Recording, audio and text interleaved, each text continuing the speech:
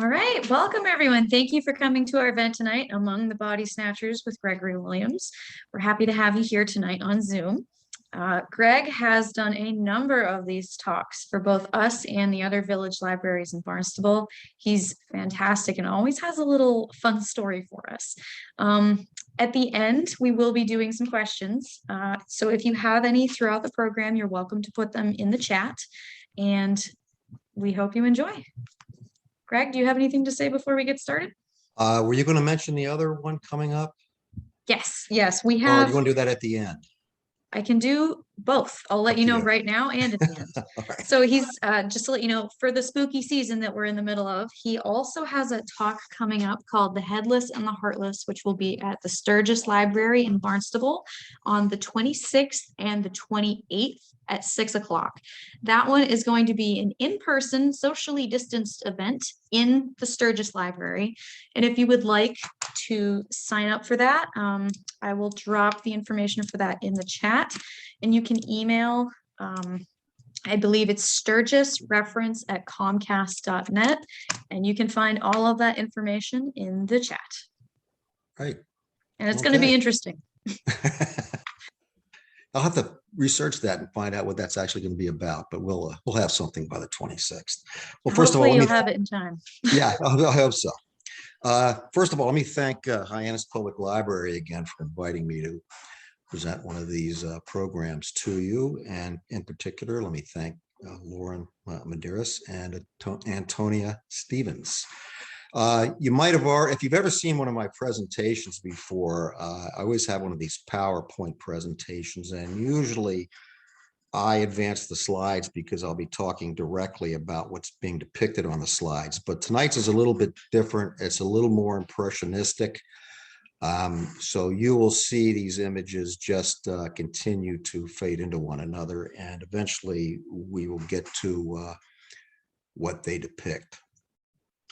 This evening, what I intend to do is analyze in detail the statutes and the case law interpreting those statutes in both the United Kingdom and the United States from 1730 to 1890 that created the body of law concerning extrajudicial disinterment of human remains.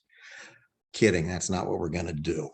We are going to get to some grisly tales, but before we do that, let me offer you a little bit of a background about what we will be talking about. Now, although there can be some overlap, it's generally best to distinguish grave robbing from body snatching. Grave robbing, strictly speaking, indicates the larceny of objects, the stealing of objects from a place of interment, a grave or a tomb, jewelry, clothes, anything that's buried with somebody. Body snatching, on the other hand, is what it sounds like. The object of the taking is the corpse itself.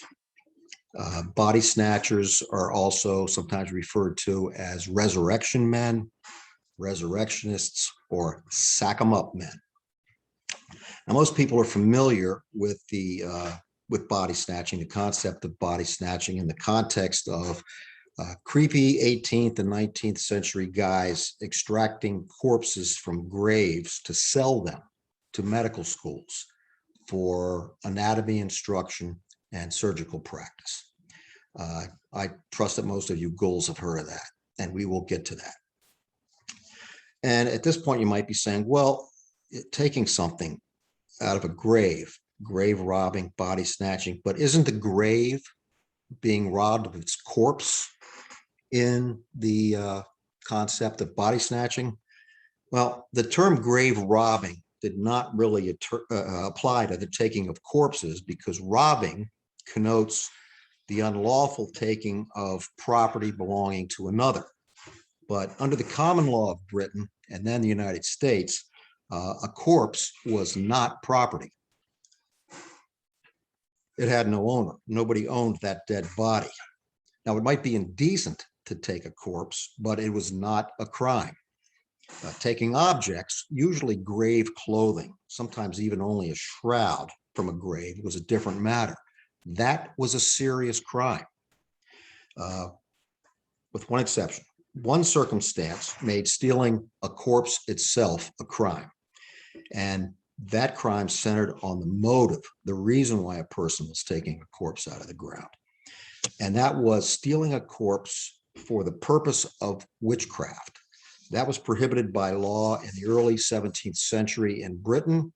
And then for a few years, starting in 1692, here in Massachusetts.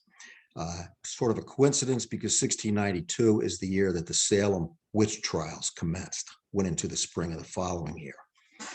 The penalty for stealing a dead body or a part of a dead body to be used, and I quote here, in any manner of witchcraft, sorcery, charm, or enchantment was death.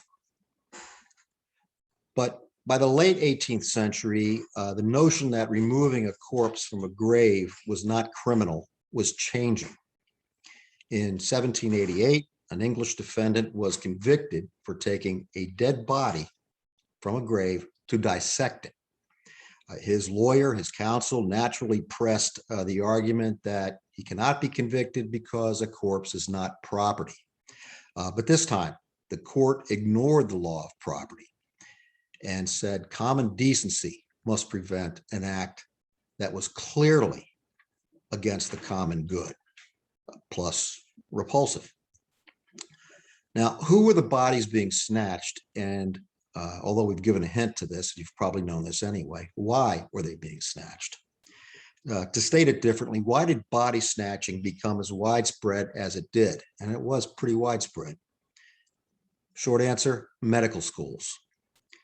In Europe, by the early 18th century, and the teaching of medicine at that time centered in Paris, teaching anatomy through dissection was becoming a medical rite of passage. And also for people already practicing medicine, practice for more aggressive surgery. By the way, sometimes the terms corpse and cadaver are considered interchangeable. A cadaver, generally speaking, is more accurately used when we're talking about a corpse being used for that medical purpose. Now in Britain, and the centers there were London and Edinburgh. The great hospitals that are still around, many of them, blossomed. These were followed by numerous private schools run by former hospital lecturers.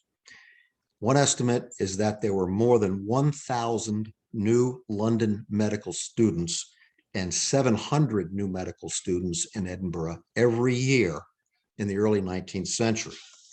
And it's been suggested that surgical students at that time had to participate in at least 4 to 5 dissections in order to achieve the most basic competency.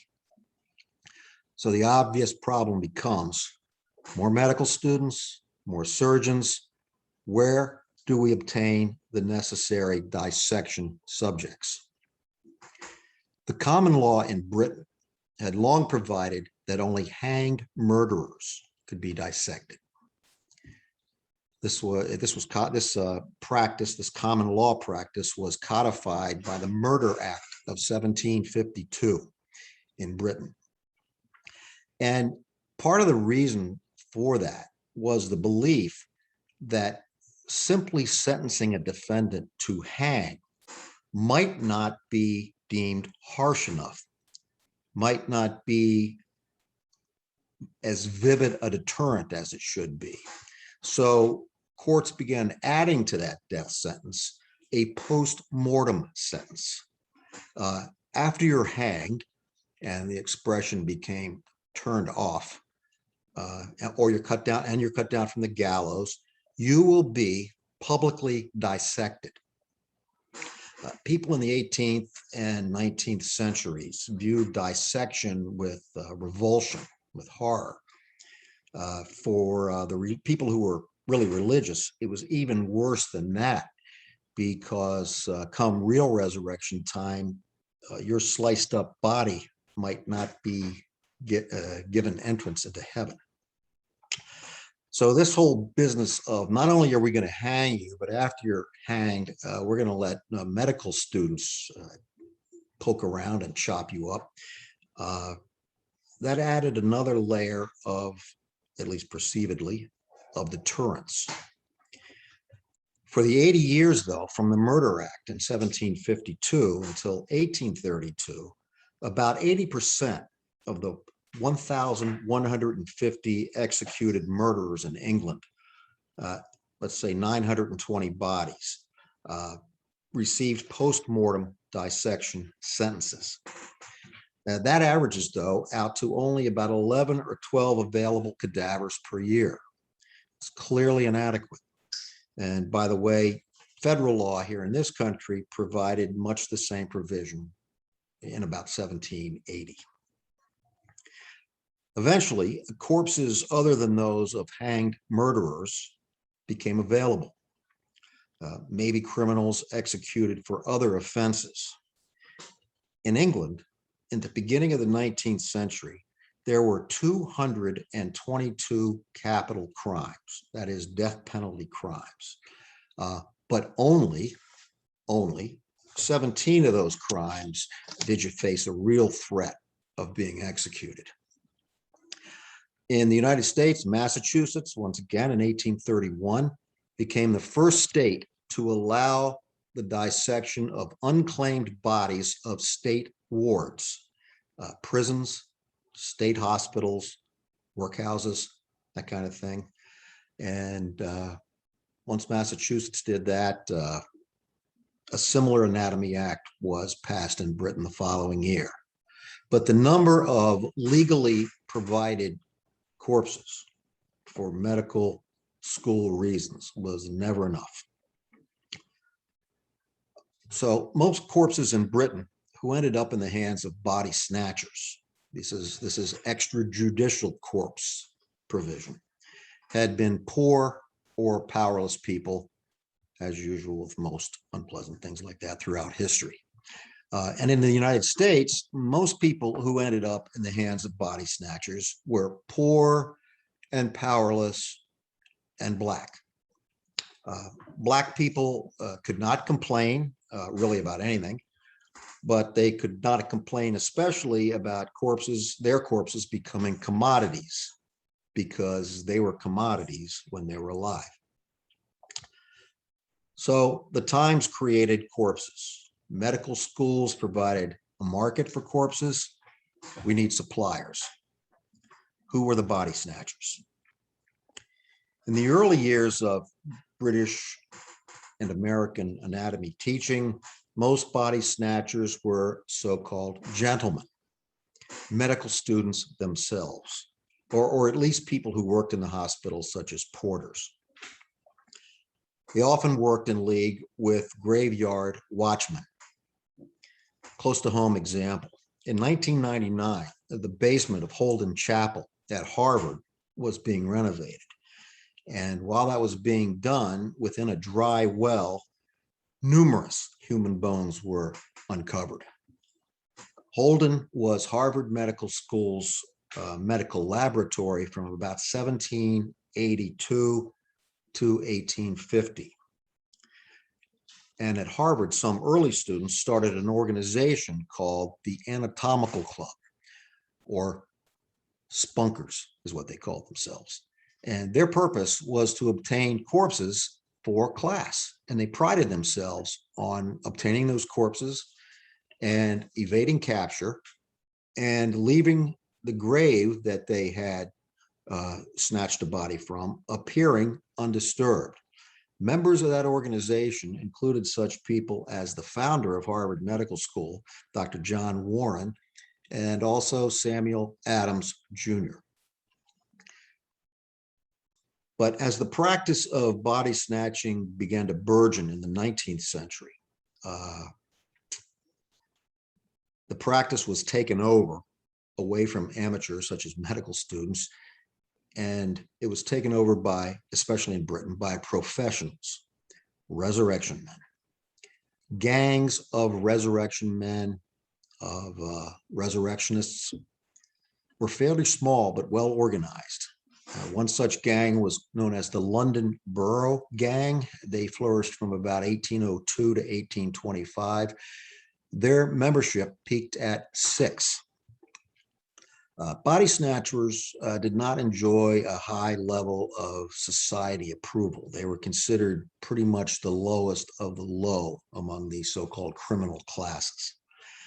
In Dylan Thomas's 1953 screenplay, The Doctor and the Devils, an anatomy doctor in that screenplay declares, quote, "I regard the resurrectionists as the vicious human vermin of the gutters of this city, Edinburgh. In fact, a pack of devils. But as the law says no to our need, to the need of progressive science, so up crawl these creatures to satisfy that need against the law.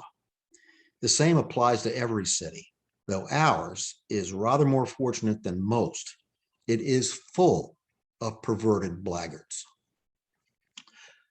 By the way, that screenplay, The Doctor and the Devils, that became a movie in the mid-'80s, I want to say 1985 or so, starring Timothy Dalton and Twiggy. Blackguards or not, resurrection men could make considerable money. Remember when we said that bodies were not considered property, didn't have any value? Now they did. One group of London body snatchers testified that in 1809, 1810, they sold 305 adults, which they termed larges, and 44 children, smalls, making 1,328 guineas, plus whatever they got for teeth. That's a different market. You probably don't want to know. By the way, guinea in British money is generally considered a pound, and a shilling in old British money. It's a pretty good amount of money. But trying to convert 19th century monetary values into contemporary values is, as historians, especially Victorian historians, constantly warn, is complicated, usually futile. But this gang made pretty good money. Now, at the time, alcoholism was rife. That could be at any time, really, but it was particularly endemic in urban Britain and urban United States in the 18th and 19th centuries. And the prevalence, the severity of that disease among body snatchers was considered noteworthy. Not surprisingly, hanging around in graveyards at night, digging up corpses, might want to have a drink or two. Like gangs in all eras, these resurrectionist gangs fought each other. They routed out rivals to the police. They sought to establish monopolies. They had turf battles. Sometimes they tried to sabotage each other.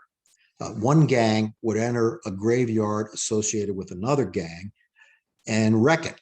They would dig up coffins. They would leave them out leaning against walls with the graves left open, with the intent of creating outrage and sparking increased efforts at guarding that particular graveyard. Now, how to snatch a body. This is maybe what you wanted to learn most this evening. Not necessarily career advice, but a matter of curiosity. Exactly how do you snatch a body that has been buried? Or at least how was it done in the 19th century? You're going to see as the slides progress a number of depictions of people stealing bodies from graveyards. Some of them are more accurate than others. First, though, let's say a few words about the body that you're after. It's probably obvious that what you want is fresher, the better. Embalming, which retards the decomposition of bodies, was not used until later in the 19th century, if then. Embalming in the United States was really not known pretty much at all until the Civil War. And the reason for it rising at that time was obviously many Union soldiers from the North killed in the South, where most of the fighting was, and to transport bodies from those southern battlegrounds back home to, say, New England, you had to do something to try to keep the body in a relatively decent condition. Bodies begin to decompose within minutes after death. The start of the first stage of decomposition, autolysis, and the internal organs start decomposing within 24 to 72 hours. And all of this is heavily dependent on numerous factors, including the moisture consideration, the weather, the depth in the soil, all of that kind of thing. So what you want to do if you want to snatch a body out of a cemetery in 19th century Britain, let's say, you want to get in there on the first night. That's the best time. First few days, at least. Certainly before the second stage of decomposition, called bloat, starts. That's probably going to be within 3 to 5 days. Maybe a little bit longer underground, but maybe you can judge from that name. That's pretty unpleasant. You don't want to be involved with that if you can avoid it. And also, decomposition is one of the reasons that body snatching tended to be seasonal. Obviously, decomposition is probably generally going to happen faster in the summer when it's warm. And luckily, med schools are not in session then. They usually don't start until October. Now, graves are like any other kind of real estate. Location, location, location. So the ones you want to go after as hidden from view as possible. You want to do it at nighttime, obviously, but not during a full moon. And the reason you want to do it during nighttime, again, maybe obviously, is not because of the heightened atmospherics when you're doing it, but practical reasons. As noted earlier, grave robbing, body snatching, all of those things are illegal, at least by the late 18th century. Now, your chances of prosecution are not terribly high. The law is not all that interested in prosecuting body snatchers. Fines are common, occasional incarceration did happen. More of a problem for you if you're out there in that graveyard is being attacked by a mob. And that could end in you being maimed or killed. The populace hated body snatching. And mobs, especially in cities, could ignite pretty much any time for any reason, especially if the participants in that mob can gin up some righteous indignation, which is not all that difficult with body snatchers, given the sanctity of grave sites. Now, in order to aid your efforts in getting a body, you might get tipped off about upcoming or recent burials from a church sexton or a graveyard watchman. You might have a gang member or one of the gang members' wives casing a graveyard for a funeral. It's not like they've got all that much to do in the daytime. And at that funeral, she or he might join the mourners in order to get a closer look at the orientation of the grave. Easier to find in the dark if you know pretty much where the thing is, and might also be able to offer a clue about how deep the grave has been dug. Sometimes it's said that this kind of reconnaissance is helpful in noting and preventing being caught by booby traps such as a spring gun. That's highly unlikely unless the grave is of a particularly moneyed individual. We'll talk a little bit about that in a few minutes. Generally, you're going to want 3 body snatchers out there at one time. One of them has a cart, and the other 2 are at the grave. You'll want to use what was known as a dark lantern. Not the kind of lantern these guys are using during that episode right there, but a dark lantern, which is shaded. Got to be careful. A light seen in a graveyard could well bring a mob. Other equipment you want besides a dark lantern. You want 2 tarps, sheets, an auger, a rope, maybe an implement known as the hook. We'll get to that. And clearly a shovel. You want a wooden shovel or a short dagger-shaped wooden implement, because you want to avoid metal on stone contact and the resultant noise. Before digging, you might use a tarp or a hook to create a tent.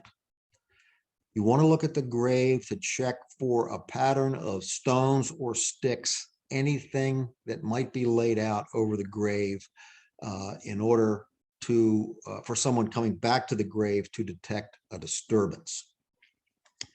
You lay the tarp on the ground, you uncover the head of the grave with a hole about a yard square, and you dump the dirt on the tarp.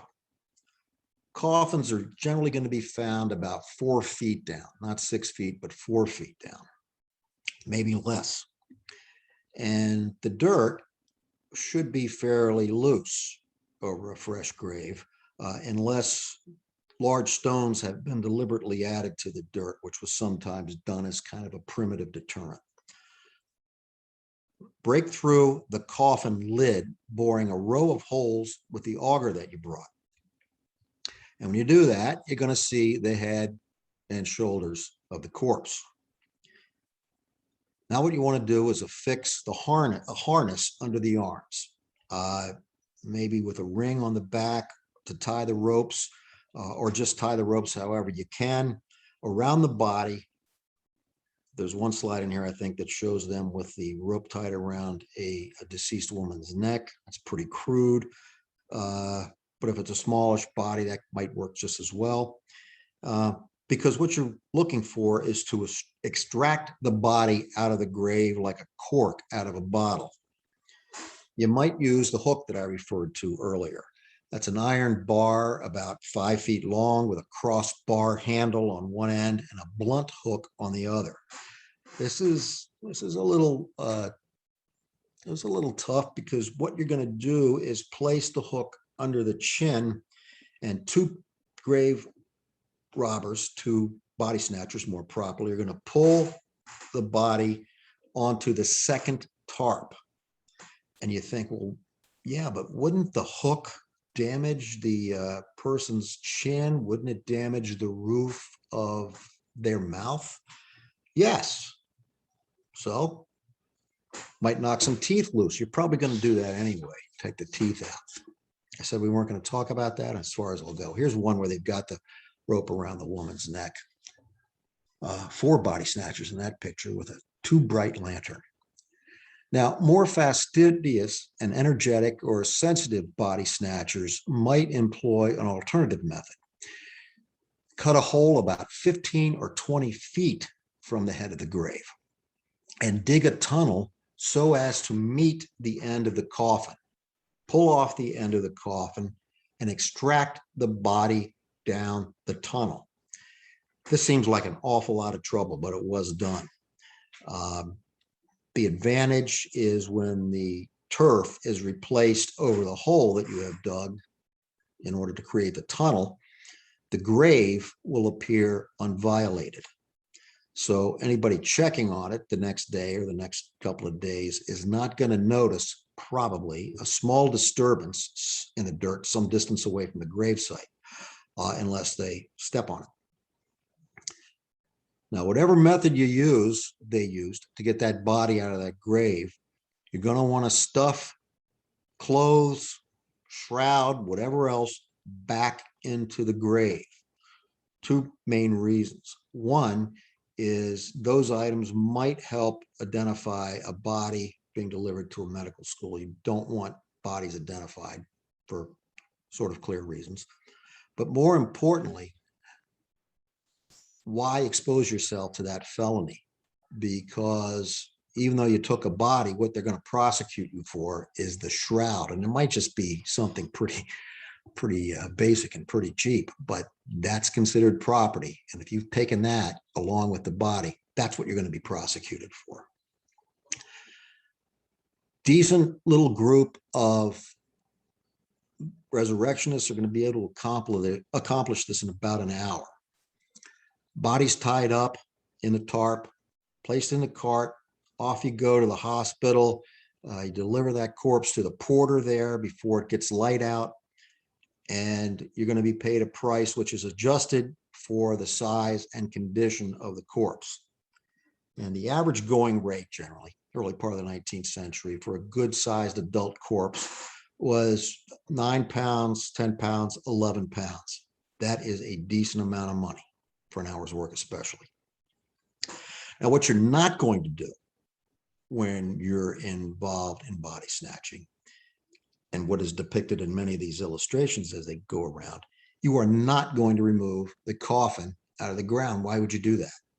It's too much work. Plus, there's a good chance that there is an older body beneath the one that you're seeking. And that thing is probably going to be in God knows what condition. If it's skeletonized, that's probably fine, but any condition before that, you don't want to be involved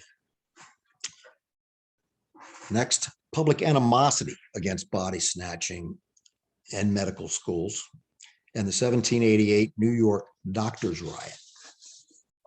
Now, as we mentioned before, the public hated resurrectionists and they distrusted medical schools, the medical schools that those resurrectionists supplied. And there were acts of vigilante justice against medical schools. And actually, they were frequent during the late 18th and the first part of the 19th century. There was one in particular called the New York Doctors' Riot of 1788. And that illustrates the sort of tenuous status that medical schools held. And it also illustrates sort of the segregationist racial policies that we alluded to a little earlier. By the end of the American Revolution, about 20% of New York City was Black people, mostly enslaved people. And when they expired, they were buried outside of the city limits.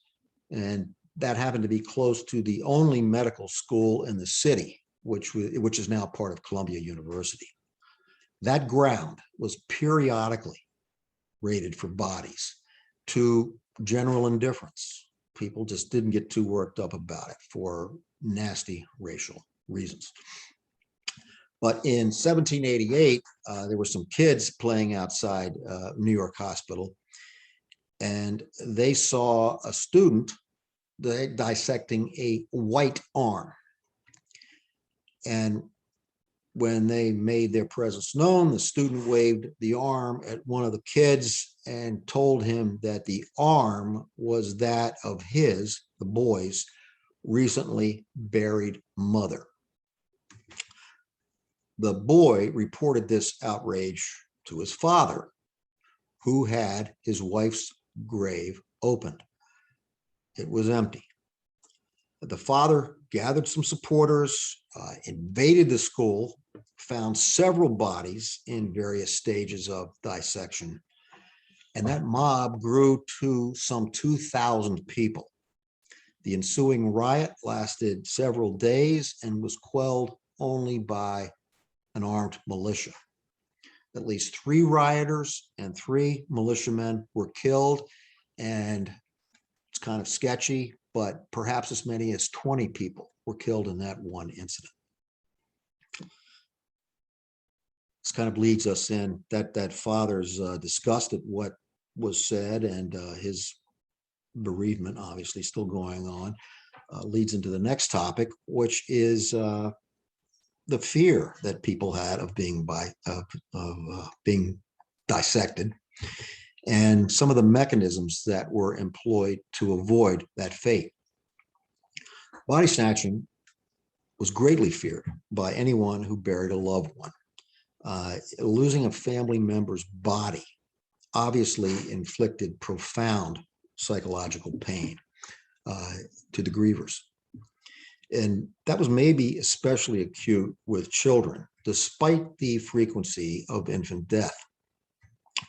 In 1830s London, 150 out of 1,000 children, that's 15%, died before they reached the age of 5. Bad and heavy infant mortality rate. Now, several stratagems were employed, or at least were available if you had the money, to reduce the chance of a body being extracted from its grave. As usual, only those with money could entertain almost any of them. Additionally, as already noted, grave sites of many people were subject to repeated use, so many devices were unavailable on that account. Graves were multi-level in many cases. The most low-tech way to avoid a loved one's body being taken is to hire a grave watcher, preferably an armed grave watcher. You're going to want that person out there probably at least 10 nights. Trouble with that, such people would be subject to bribes. They might also be subjected to violence. Some graveyards had watchtowers built into their walls, though how faithfully those were manned is unknown. Some graveyards had what were known as mort houses, from the French, mort, death. These were circular, keep the corpses long enough in there for them to decompose. Also used here, sometimes you still see those, not the circular rooms, but you see vaults in graveyards and cemeteries around, stone vaults with iron doors. That could not only keep a body safe by letting it decompose a little bit before it was actually buried, but also here in New England, for instance, you could avoid having to bury a body in frozen ground. The Mort Safe, which you will see a slide come up to illustrate, was invented in 1816. This was especially popular in Scotland. This consists of riveted grill of iron bars covering the grave and deeply anchored all around. The removal of one of these mort safes was extremely difficult and probably not worth the trouble. And iron coffins were invented a few years later, and again, money. Now, the most dramatic deterrents to having a grave disturbed were such devices as coffin guns. These were spring guns that were hooked up. Later on, say the 1870s, the 1880s in the United States, appeared ads for what was known as a coffin torpedo. This was a shell, like an artillery shell, wired inside or on top of a buried coffin that would detonate if disturbed. These were advertised. They're fun to think about, but probably used little, if at all. What they did really was prey on people's fear of body snatching and give some security to the notion of having a decent burial. Now, how an exploding coffin was not made a centerpiece of a Quentin Tarantino movie, I don't know. Next is the golden age of body snatching. You will have by now seen several slides, Burke and Hare in Edinburgh. Edinburgh, like London, was a center of anatomical study in the 19th century. Besides the University of Edinburgh, which featured dull lecturers, the main exemplar being Professor Alexander Monroe, who was a third-generation medical lecturer at that university. Several private schools sprang up. The most influential professor in Edinburgh at that point, by far, was a celebrity lecturer, a showman, called Dr. Robert Knox. And there is a picture of him that's floating through this presentation. Dr. Robert Knox appears in front of the courtroom. He's the medical lecture hall, immaculately dressed, diamond ring, flamboyant, witty, fun. Now, any discussion of body snatching must include Burke and Hare, even though Burke and Hare really only snatched one body, and that was not even snatched out of a graveyard. They were not really body snatchers as much as they were serial killers. They were the most famous serial killers in Great Britain, probably, until Jack the Ripper surfaced in 1888 London. Burke and Hare, both William Burke, William Hare, they were both Irish. They lived in Edinburgh. Burke was a part-time cobbler, part-time seller of used clothes. He lived with his wife. They weren't really married, but wife, Helen McDougall, in a room of a tenement, which was referred to as a house, but it's a single room in a tenement. And Hare lived with his wife, again, not legally married, Margaret. And they owned a kind of a lodging house in a street called Tanner's Close. And that name becomes relevant. By the way, you could obtain accommodation in that facility at reasonable rates. For example, for only threepence a night, you might obtain a straw pallet, but you might only be able to obtain a third of a bed. I don't think you necessarily got to pick who the other two people in the bed were with you. So, but it's threepence. In November 1827, Hare's lodger, a man named Dougal or Donald, died of dropsy. And unfortunately for Hare, he owed Hare £4 in back rent. Hare's buddy Burke had a good idea.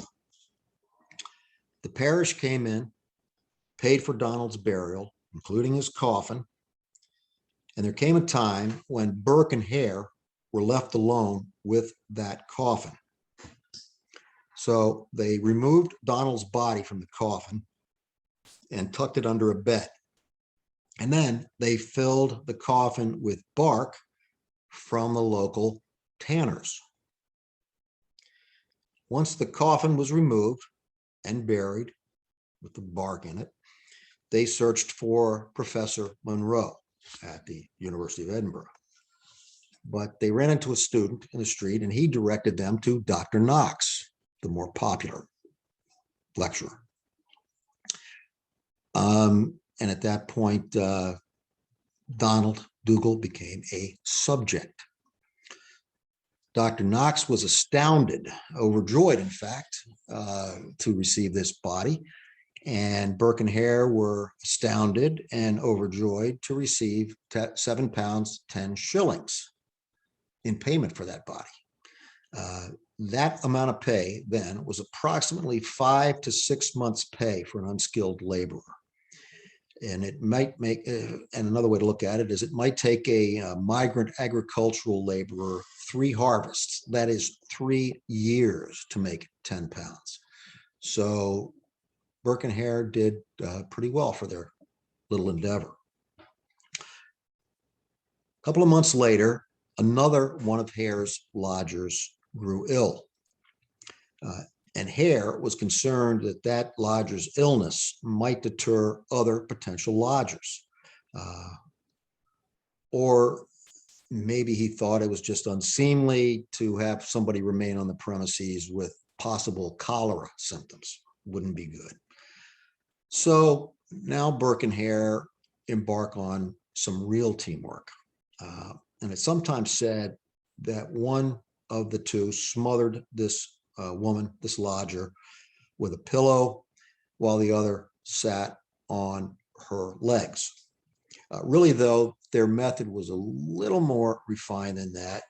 One of them would lay on her chest to restrict respiration, and then the other one would hold the nose and mouth closed. Either way, however we got there, this time they got a full 10 pounds.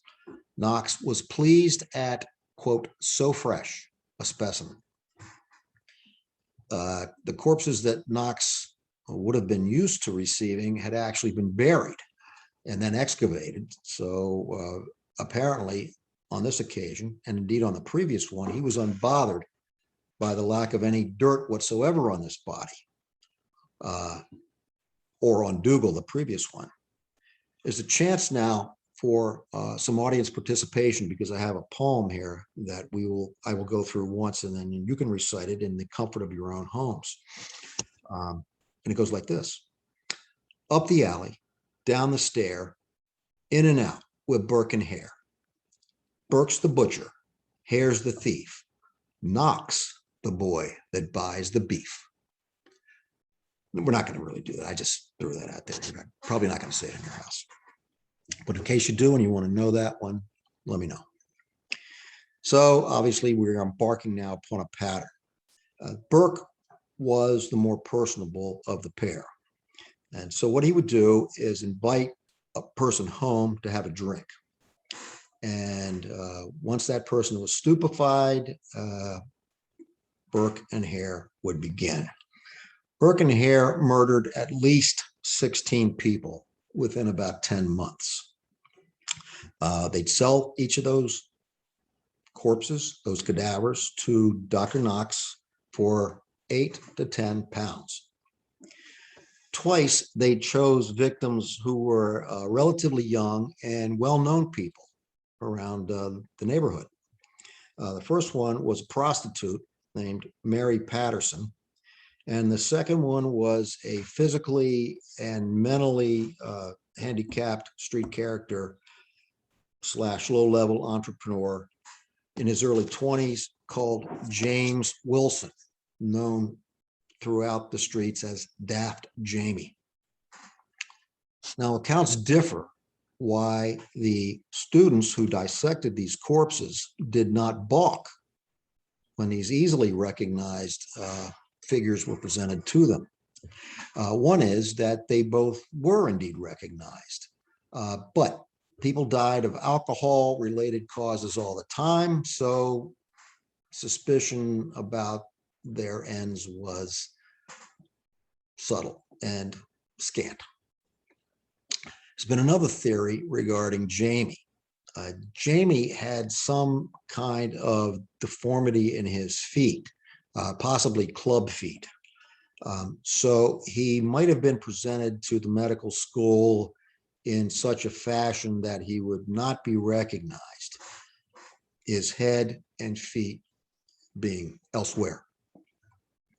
In any event, Burke and Hare were becoming sloppy. This was too easy. This was too much money, and matters got worse.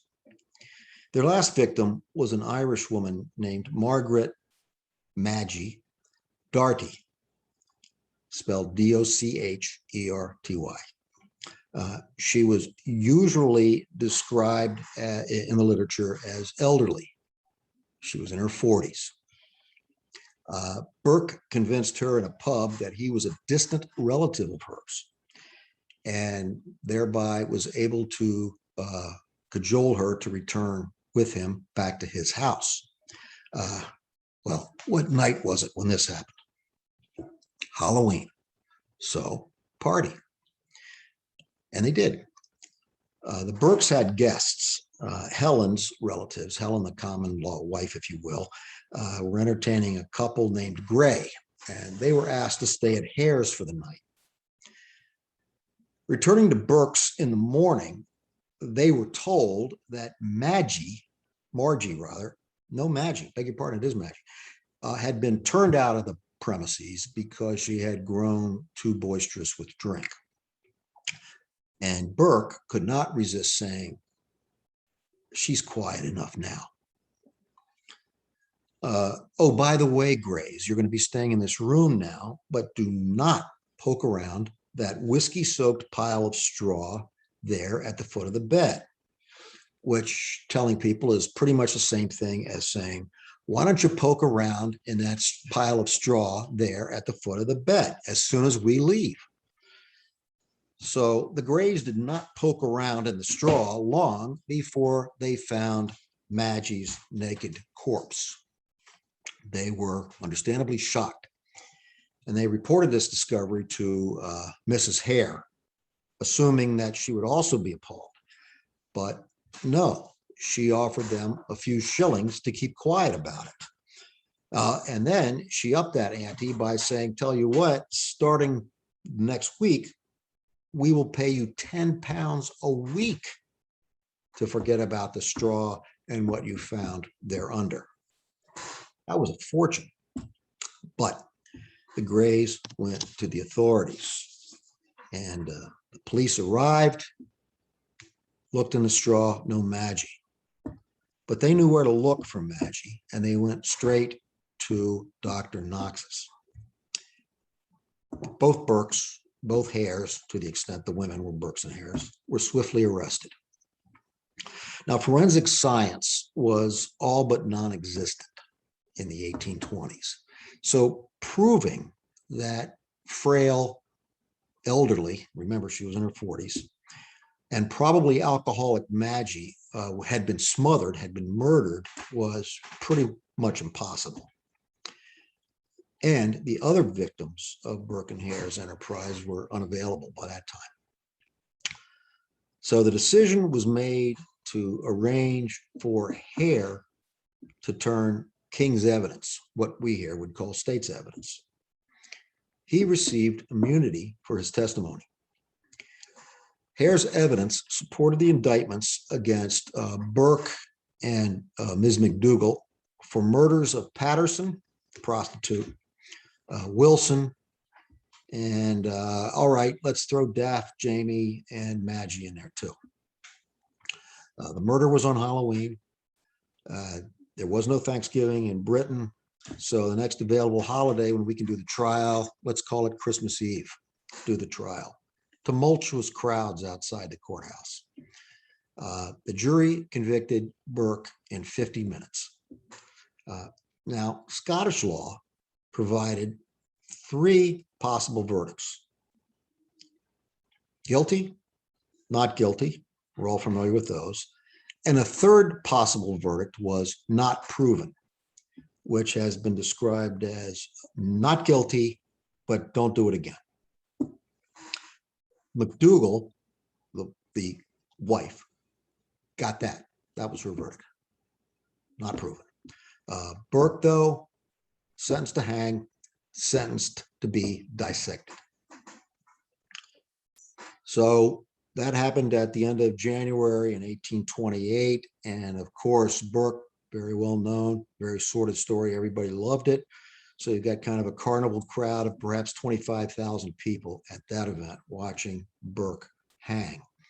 And then he was dissected by Professor Monroe, the dull guy at the University of Edinburgh, who was going to be their first buyer. But then they were directed to Dr. Knox. So many people, so many students obtained and wanted tickets to the dissection of Burke that groups of 50 were allowed to pass through the dissecting theater. So you've got this kind of movable audience, different 50 people every few minutes.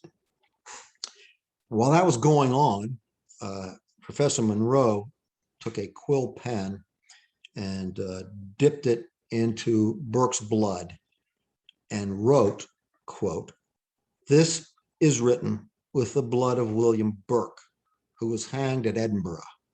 This blood was taken from his head," unquote.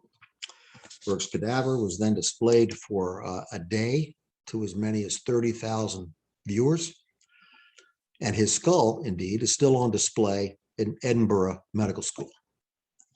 Also on view is his death mask and an example of anthropodermic bibliophagy. Let's all say that together. Anthropodermic bibliophagy. What that means is a book bound in human skin. So there is a book bound in Burke's skin. Incidentally, probably the most famous example of this craft is housed about 65 miles from here in the Boston Athenaeum, which is at 10.5 Beacon Street in Boston. There is a 40-page book there entitled Narrative of the Life of James Allen, alias George Walton. Mr. Allen died in Charlestown Prison in 1837, and he made a deathbed confession. And he also asked that one copy of that book, that confession, that written confession, The Life of James Allen, be bound in his own skin. Now, going back to Burke and Hare and Mrs. Burke and Mrs. Hare, what happened to Hare and his wife, who were not executed, is the stuff of rumor, if not legend. One of the nastier rumors is that Hare got a job and his coworkers found out who he was, and they threw him into a trough of lime, and he was blinded, and he begged on the streets of London for 40 years thereafter. Now, Burke and Hare have inspired many works of fiction or fictionalized versions of their story, probably the most famous one being the Robert Louis Stevenson short story, The Body-Snatcher, and Dylan Thomas's screenplay, The Doctor and the Devil's already referred to. And there is a 1945 movie about Burke and Hare, and there have been other movies and a show called Burke and Hare. As a result of the infamy of these two, murdering someone to sell that person's body as a cadaver became known as burking. And that definition, burking, expanded to include simply suffocating somebody. As a result of burkings in the United Kingdom, Parliament passed the Reforming Anatomical Act of 1832, making more corpses available. You mentioned that earlier. Massachusetts had passed a similar act the year before. Museums and a crochet. Now, beyond medical research, beyond medical training, bodies and body parts, again, almost exclusively the poor and the outcast, but not exclusively, might be displayed in an anatomical museum. There were 39 anatomical museums founded in England in the period 1739 to 1800. The most famous one was that of Dr. John Hunter. Dr. John Hunter was the most famous London surgeon of the late 18th century. And he created this museum that had 10,500 specimens. And the one he really wanted was the skeleton of the Irish giant, whose real name was Charles Byrne. He was 7'7", 7 feet tall, 7 inches. He died at a very young age. He was 22. He wanted to be buried at sea, but Hunter paid a body snatcher 500 pounds to snatch Byrne's body before it got to the coast to be taken out to sea. So that's in the museum. Now, bodies could also end up as models for what was called an accouché figure. This was a cast from a body that had been flayed, stripped of its skin, its fat, its interstitial material to a desired depth in order to display musculature. These were used as artists' models. They were displayed in galleries as sculptures and paintings. The most famous accouché figure was created from the body of a hanged smuggler, and he was termed or named Smugglerius. Famous body snatching incidents. Let's start with Charlie Chaplin. Charlie Chaplin married Una in 1943. He was 54, she was 18. They moved to Switzerland. Oh, got a Cape connection here. Una's father was Eugene O'Neill, famous playwright, Provincetown Players. And there's another Cape connection. to body snatching. Let's get that right out of the way here. The star of the original 1959 movie, Invasion of the Body Snatchers, was Kevin McCarthy. Kevin McCarthy died at the age of 96 in 2010, and he died in Cape Cod Hospital. Anyway, getting back to the chaplains, Charlie and Una. They moved to Switzerland near Lake Geneva. Chaplin died on Christmas Day, 1977, at the age of 88, and he was buried in a cemetery near his home. In March 1978, his coffin was stolen. There's a picture of it among the slides. And the thieves soon demanded the equivalent of about $600,000 for the return of Charlie Chaplin in his coffin. But Una thought that Charlie would have thought it rather ridiculous. So she didn't do anything. She certainly didn't pay the money. Eventually, the police found out about this theft and this plot, and they mounted an extensive operation. They tapped Una's phone. They watched some 200 area telephone kiosks, and they finally caught the two malefactors, who turned out to be political refugee auto mechanics. A man named Roman Wardus from Poland, and another man named Ganshu Ganev from Bulgaria. They were apprehended, and they led police to Charlie's temporary grave in a cornfield about a mile from his house. They were prosecuted for grave robbing and attempted extortion. Wardus received 4.5 years at hard labor. Ganev received 18 months suspended. Both of them wrote apologies to Una, and she wrote back to them, forgiving them. So Charlie was reburied, but this time he was encased in reinforced concrete. Abraham Lincoln attempted. Just briefly noting this failed and ludicrously inept plot to steal Lincoln's body in 1876.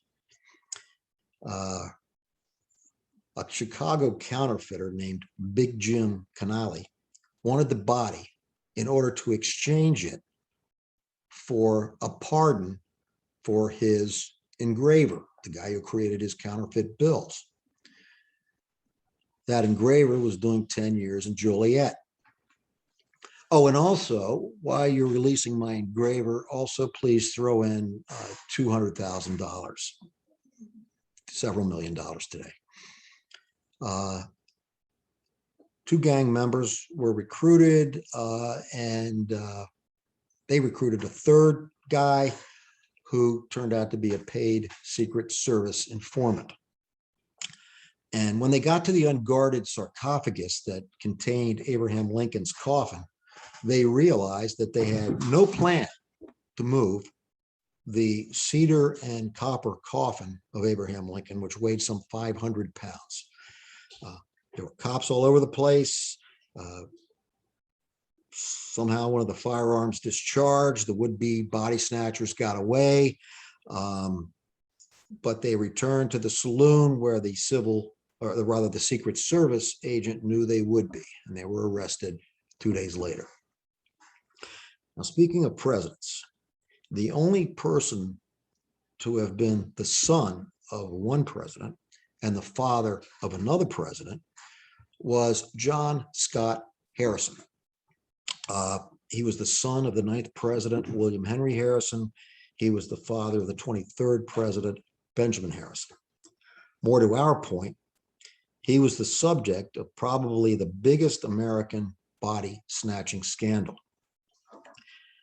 John Scott Harrison died in North Bend, Ohio in 1878 at the age of 73. And at his funeral, the mourners who had gathered there noticed that a nearby grave, which was the grave of a man named Augustus Devon, who had died 11 days earlier, was disturbed, and he was gone. Now, Benjamin and two of his brothers, so Brent Benjamin, the future president, and two of his brothers had ensured that John Scott's grave, the guy they were burying then, John Scott Harrison, would be robbery proof by several means. They placed a large stone slab over the top 2/3 of his coffin and a smaller one over his legs. And they paid a watchman $30 to watch the grave site for a month. The day after John Scott Harrison's funeral, his son John and his cousin traveled to Cincinnati to find Devin, the guy whose body had been snatched. Why there? Ohio Medical College. The police accompanied them. They had search warrants. Apparently, a hunch was good enough then to obtain a search warrant. And a newspaper reported that early on a particular morning, a buggy had driven into the alley next to the medical school, and, quote, something white was taken out and disappeared before the buggy, quote, left rapidly. The general impression was created was that a stiff was being smuggled into the Ohio Medical College. Now, when John and his party searched the school, they found boxes of body parts, otherwise undescribed in the paper.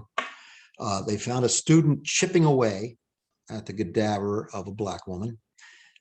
They found the body of a 6-month-old infant. While this was all going on, this search, the janitor who had been accompanying them slunk off. And one of the officers followed him upstairs to the opening of a shaft with a windlass and a rope, and the rope was taut. So the officer cranked the windlass, and up through the shaft appeared the naked body of a man hanging by his neck. The head was covered by a cloth. The body looked like an older man in good shape, not emaciated 23-year-old Devin. Harrison was up there by this point, and he lifted the cloth. It was his father. And it turned out that the body snatchers had drilled into the casket at the feet by which he'd been extracted. They knew about the heavy slab that covered the top 2/3 of the coffin, and they obviously avoided it. Now, the hired watchman was then asked, and he was very little help in providing any information as to how this could possibly have happened. Devin's body, you'll be happy to know, was later found. It was literally pickled with 39 other corpses in a vat of brine at the medical school of the University of Michigan. Go Wolverines. People were outraged by what became known as the Harrison, and there he is, Harrison Horror. 5 Midwestern states passed anatomy acts, increasing penalties for the crime, and also permitting medical schools to dissect the unclaimed bodies of wards of state, thus theoretically obviating the need for body snatching. But enforcement was not vigorous. The supply still lagged behind that demand, at least for a while. Excuse me. Indeed, body snatching to provide bodies to medical schools faded away by the early 20th century. Hospitals and medical schools had access to more state wards. They had access to improved refrigeration of bodies, microbiology and advanced surgical methods, x-rays made dissection less important. But there are motives besides cash that remained in play in the world of body snatching. The most sordid and disturbing example is provided by murderer and body snatcher Ed Gein of Plainfield, Wisconsin. Gein's mother died and left him alone on the farm, and he, between the years of 1947 and 1952, raided cemeteries in order to obtain body parts from which he made various household items and various clothing items. Not going into detail regarding Mr. Gein. Gein died in a mental institution in 1984 at the age of 77. He inspired several of your favorite movie characters, including Norman Bates, Psycho, Leatherface, the Texas Chainsaw Massacre, and Buffalo Bill in The Silence of the Lambs. None of these characters, as far as I can tell, even approximates the depth of Gein's depravity. Finally, we turn to Amador Medina. He was charged in Worcester Superior Court on 9 counts of disinterring a dead body and disturbing a grave for the theft of skeletal remains from family mausoleums. Medina lived in Hartford. The police came to his apartment to investigate a complaint about the presence there of human remains. Medina told police he was a priest in a religion called Palo Mayombe. Won't go into detail about that, except to say that it is related to Santeria. You can do your own research on this. One of the website offers human skulls and bones for sale. And he explained to the police that he used human remains for religious rituals, and he showed them a plastic bag on his front porch, which contained dirt and bones. He bought the bones from a guy in Massachusetts, and he showed police photos on his phone of open caskets containing human remains. Yes, photographs on his phone. This occurred recently in 2015.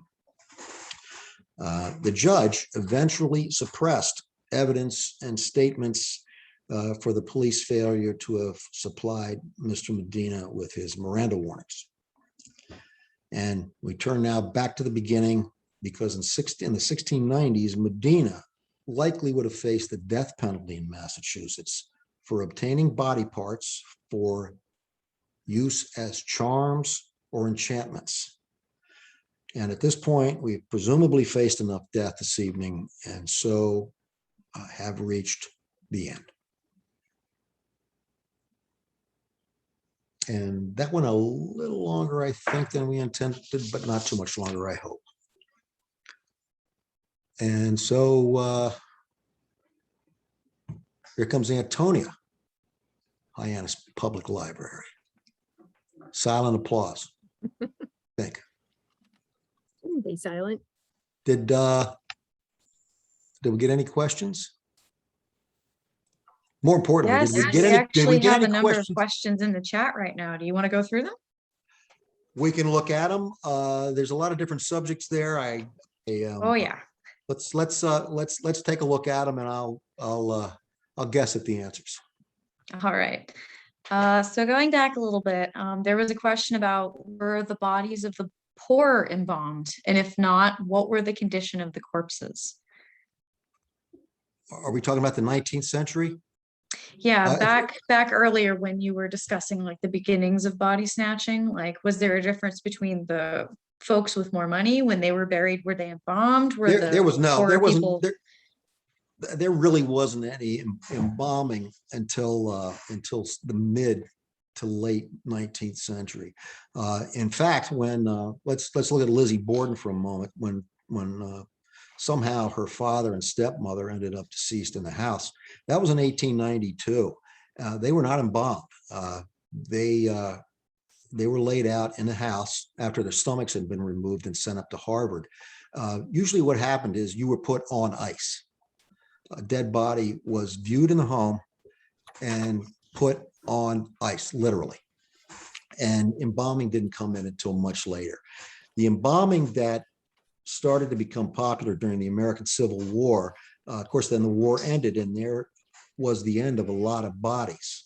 There was the end of a big slice of the market. So the funeral industry kind of then started marketing embalming. And I think a lot of people then thought, and people maybe now think, that when you're embalmed, you are in a beautiful, pristine, doesn't she look great condition forever and ever and ever. And that is certainly not the case. Embalming simply delays the decay of a human body for a couple of days, few days tops. So poor people certainly were not embalmed. Many of them ended up in what is called Potter's Field generally. That's just a big mass grave almost. So yeah, no embalming, not until much later. That definitely answers my question. Did you have one? that I was curious about that too, because I Oh. had a feeling that was reserved for a certain level of society. So, Well, it wasn't available at all until later. I mean, that look too. again. Let's take Lizzie Borden's father. He's probably the richest guy in Fall River. He was a multimillionaire in that day. Didn't necessarily live like one, but he had plenty of money, and there was plenty of money available to do whatever they wanted to do. But no, embalming, nah. All right.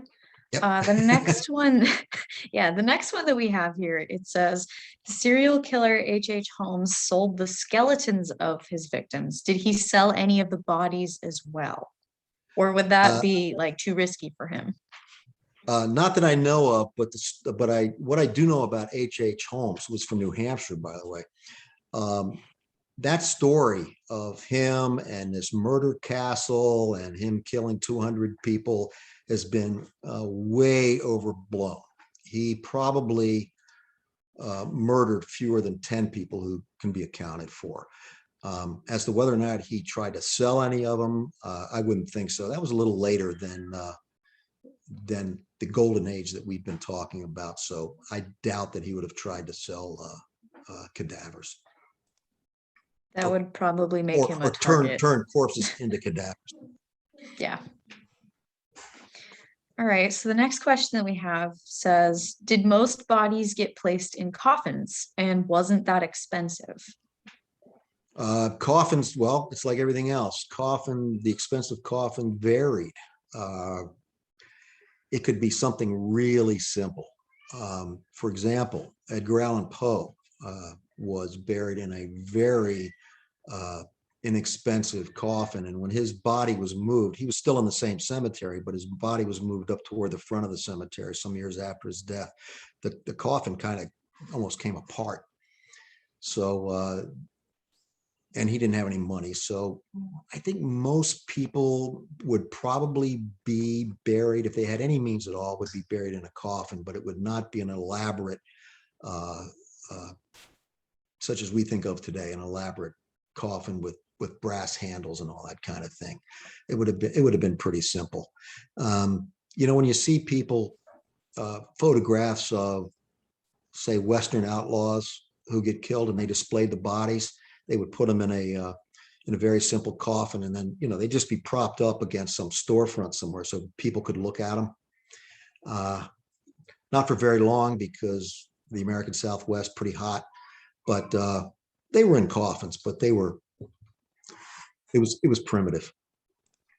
Probably like those pine boxes we see when we think of like a traditional coffin in like Dracula times. Well, let me wood. show you one. I got one right here.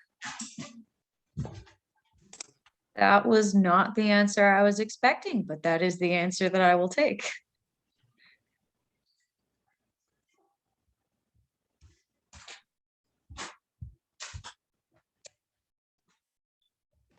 Yeah, like that. Look like little this, pine box. except bigger. Big pine box. Yeah. So it's 1, 2, 3, 4, 5, 6, 7 pieces of wood, and that's pine. Any particular reason it's that shape? Was it to save wood, or just easy to make? The shapes varied a lot. I read not too long ago that when the famous novelist Emily Bronte died, there was a reason they called tuberculosis consumption, and she was virtually skeletal by the time she died, and her coffin was only 18 inches wide. So kind of in there a little bit, but economics, like everything. Yeah, Costs I think, money. I think the shape is just so you could tell it's a coffin really quickly, and it's supposed to look like, kind of shoulders, that kind of thing. Makes sense. The next question that we have on the list, it says, did anyone in the corpse supply chain worry about infectious disease transmission, or was this not even on their radar at this point?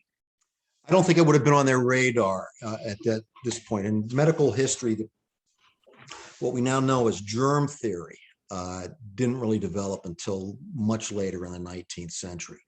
People thought, certainly people thought that graveyards might exude something that would cause you to be sick. I don't think they necessarily thought it was from the corpses themselves individually, but they thought that the atmosphere around graveyards was problematic. The theory of disease transmission earlier on in the 19th century was the miasma theory. It was in the air, but they didn't know about germs or that anything like that. So didn't seem to bother guys like Burke and Hare too much. But again, they weren't really grave robbers or body snatchers. They didn't dig for this. They took a sort of a shortcut. So their corpses were really fresh, if not warm, by the time they got them over to the medical school. There's Burke and Hare. They're working on somebody right there. Yeah, I chuckled about that when you said that they were really fresh and they gave them to the medical students. I was like, oh, that's a way to put it. Oh, yeah, well, that's how the doctors saw it. That's how Dr. Knox saw it, that they were fresh. Yeah. We live in a different What- time now. Well, Or do yeah. we? Do people still think like that in the medical field? Oh, I don't know that no, I don't think so. I mean, I wouldn't know that for sure, but there's a lot there. Traditionally has been a lot of irreverence towards, at least historically, towards the cadavers that the medical students have worked on. You always hear about medical students posing with the corpses and taking them outside and all that kind of stuff. That has, I hope, really gone away. And people, in fact, I know that medical schools now, they really treat their subjects very reverently and appreciatively that they have been given this opportunity to learn. Because now a lot of these subjects in medical schools, they're donated. People donating their body to science, that kind of thing. Things have definitely changed. Yeah. Okay, so I believe we've come to the end of our questions. And I just want to thank you again for coming. It's been a pleasure to have you again for Hyannis Public Library. My pleasure. So I will be getting this recording up on YouTube, and I will be sending this to all of our participants after it's available. And just a friendly reminder that on the 26th and the 28th, Greg will be doing an event called The Headless and the Heartless at the Sturgis Public Library in Barnstable. You can go online to their website to register, and that's the 26th and the 28th of October at 6 p.m. in person, socially distanced. I It'll be think great. that the original date was the 26th, and I think that that one is probably filled. So if Yes. you're thinking about registering for that, you're probably going to want to look at Thursday, the 28th. And I believe, if I'm correct, they added the second one due to popular demand because you have a following, so that's a good Well, thing. it's more about social distancing. They really capped it. They capped the number before, but it was before COVID. It was higher than, I think it's 30 now. Yeah, COVID times. Right. That miasma in the air, right? That's a miasma. Yeah. Okay. Thanks so much. Thank you everyone for coming. I am going to end the recording. Thank you. Thank you.